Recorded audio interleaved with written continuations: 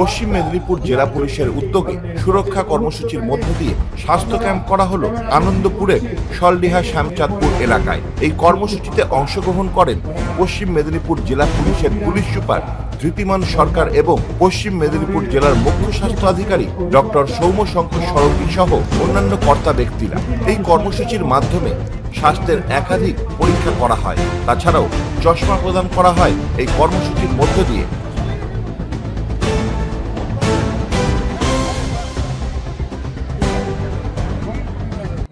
যে সুরক্ষা প্রজেক্টটি হয়েছে এটি আমাদের মাননীয় মুখ্যমন্ত্রীর অনুপ্রেরণায়, যে দুয়ারে সরকার এবং দুয়ারে স্বাস্থ্য, সেটা নিয়ে আমাদের পশ্চিম মেদিনীপুরে সিএম সাহেব ডক্টর সারঙ্গী সাহেবের সহযোগিতা আমরা এই প্রোগ্রামটা করতে পেরেছি।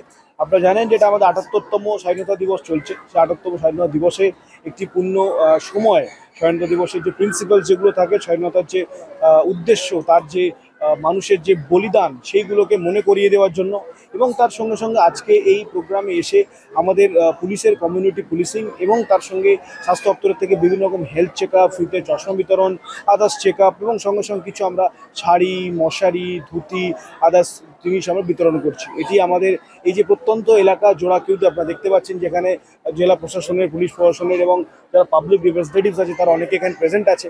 তাদের মাধ্যমে এই সমাজের সাথে, কমিউনিটির সাথে আমরা একটা আউটরিচ প্রোগ্রাম করছি, যেখানে তাদের সমস্যার কথা আমরা নিজেরা এসে সমাধান করতে পারি।